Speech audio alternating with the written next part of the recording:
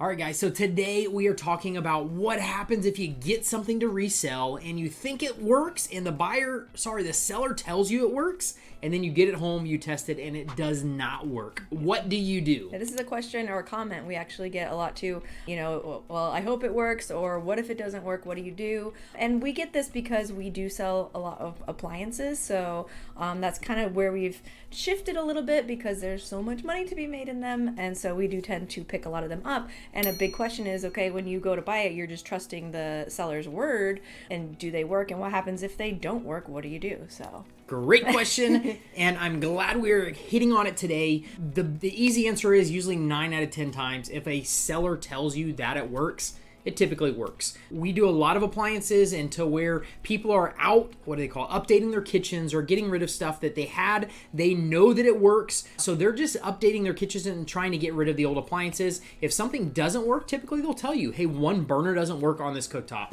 or it's missing a knob or something like that, so you know ahead of time. But the majority of the time, I would say 9 out of 10 times, when you're buying from a homeowner that is getting rid of the item because they're upgrading their kitchen, they know exactly what's going on with that item, and it does work. Yeah. But there is that 1% of getting an item and that it doesn't work. So what do you do when that happens? And we actually had something just recently. One of our picks, as you guys, if you've been following our road trip on Instagram, we went across the country a lot. We went a little bit from one end to all over the country, California to Maine. It was kind of crazy, but we picked up one dishwasher. It was a commercial dishwasher that you were super excited about. I was. And the guy actually, he didn't own it. He had bought out a restaurant or something. Yes. And then that was the last piece to go. Everything else, he was working when it was, right? Well, that's what he told me. He thought was so when working. He bought the whole lot of stuff, he sold everything except for the dishwasher. Could not sell the dishwasher. It's a big dishwasher that has a conveyor that goes through it with racks that actually run dishes through it, made to do a lot of dishes. So it's a bigger dishwasher. And he told me when I got there, I asked him if it worked. He told me everything else that I got from this auction that I bought all this equipment from, everything else worked. I sold other stuff. None of it came back. Nobody came back and said nothing worked. So I'm assuming that this item does work. When I got it, we actually got it to Michigan, and this is a 3-phase, so it takes a bigger power source to test this. It's not easy to test those. No, you can't do this on a normal residential home. It's not something you can do. You have to actually have a warehouse, something that's a commercial industrial property. Melissa's uncle in Michigan has an industrial warehouse. He knows how to do this stuff, so I asked him if I could bring it over there when we were up there, have him test it. We pulled the top of it off, and it is missing 2 of the main components, 2 of the main boards, which were very, very expensive. So I don't think this guy purposely misled me, but at the same time, it didn't work. Yeah. Exactly. So it did not work because those boards were not in there. And then I went to look up those boards, and they were very, very expensive. If they were not going to be expensive, you're just going to order them and then sell it.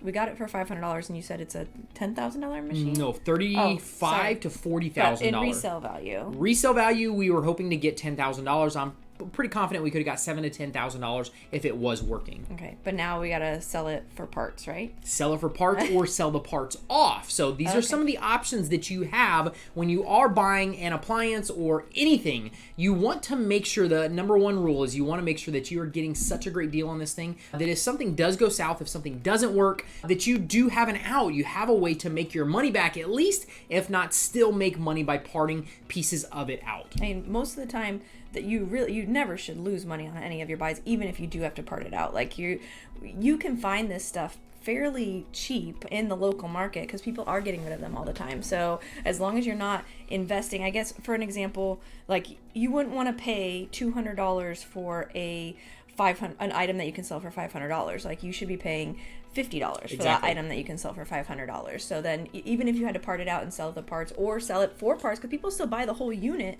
for parts, they might be a repair person and they know how to fix it, or they just need it for parts. So so yeah, just making sure that you're not spending too much. Absolutely. Always be thinking outside the box. Even small knobs on cooktops, on washers, dryers, on appliances, on small knobs sometimes will sell for $20, $30, upwards of $50, $80, $100, depending on what the appliance is. Somebody will pay that much money just for some small parts on it.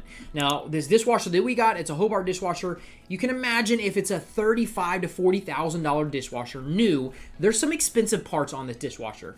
Thank goodness Melissa's uncle knew how to test the major components without having the motherboard in there. So we hooked power up to it. He actually bypassed the motherboard and he was able to activate the most expensive pumps, the heaters, heating elements that were in there. So now I know these items actually work and I can sell them for a lot of money. So we still will make at least $10,000 on this just off of the parts. So you think it will still part out Absolutely. for that much? Okay. Absolutely. If you are getting an item that is $35,000 to $40,000, you know the components alone, like one of the motors alone, is like $5,000. So I can sell some of these parts for a couple $1,000s, and I know that they work because we were able to test them with the power. I was able to test it to see what it is. The cool thing about this is there's not very many parts on eBay right now for this exact dishwasher, which means when somebody's goes bad, they're going to jump onto eBay, jump onto Google, and look for these exact parts that I have. The part numbers will come up, they'll be able to see it, and then they will buy it because we'll sell it for probably half of what retail is.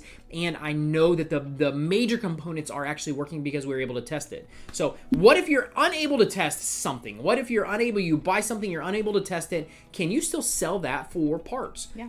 And the answer is absolutely. You totally can. You cannot sell it for as much as a used. Say I bought a cooktop and I was unable to test it. This is how we used to sell cooktops, to be honest with you. You used to always sell them untested. Gas cooktop, I would buy it and I would say, hey, I'm unable to test it. But the seller that I bought it from told me they just upgraded their kitchen. I give them the story of whatever the seller told me about it. I give it to the story on eBay and then I would sell it. I can't sell it for as much as one that somebody's guaranteeing that's working, but I can still get quite a bit of money for that just by saying I was unable to test it, but who I got it from told me that it was working, and that is how I'm selling this item. So you still can't sell it for top dollar, but you can still sell it probably 80% of what you could get top dollar for that item. Yeah. I also was just thinking of back to the parts, selling something as parts. Some people make their whole business off of that. Like one of our members, Adam, he used to sell like the full appliances and then he started breaking things down and was making more money on the parts and they're easier to ship. So he's built his whole business. We interviewed him not that long ago. Yeah. We'll have to put the link in the notes,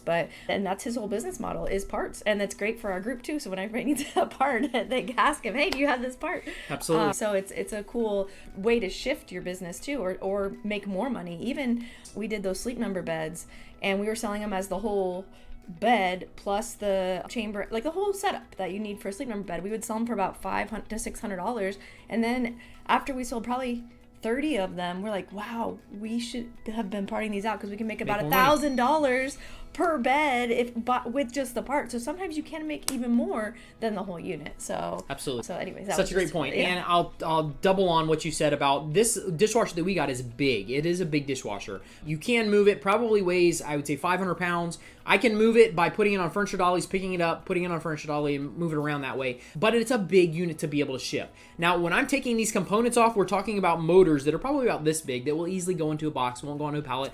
So in some cases, it will be easier to part these items out and ship them out versus actually throwing the whole thing on a pallet.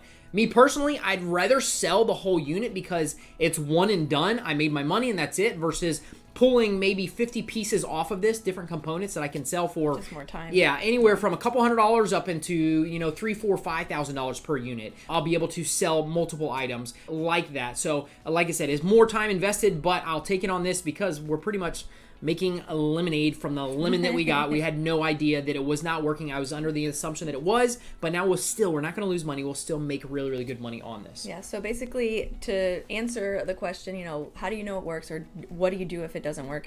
Most of the time they do work. So we do test them now. Before we would just sell them untested. And you can sell them for parts, you can sell them untested. And then another thing to add, if you do sell them for parts or repair, if somebody were to come back and tell you on eBay that it doesn't work and then you sold it for parts or repair, you're covered by eBay. Like, it doesn't work because it's for parts or repair. So you're covered a little bit more with eBay. The category, absolutely. Yeah, so yeah, which is good. It's a really good thing to have. Nobody can come back to you with eBay has a 30-day money back guarantee. If it is for parts or repair, somebody can't come back and say it wasn't working. That's how you listed it. That's how you listed it. Yeah. So absolutely a great feature, being able to sell parts just like that, which is really, really cool as well. Yeah, and then the last thing to remember, like what we said, was always make sure you're purchasing the item at the right price, because so you don't lose any money. Our whole goal is to make money in this business, not lose money, and just get your items at the lowest cost possible so that you can at least make your money back if it doesn't work. Absolutely. Such a huge point is buy it at the right price. And Melissa said it earlier,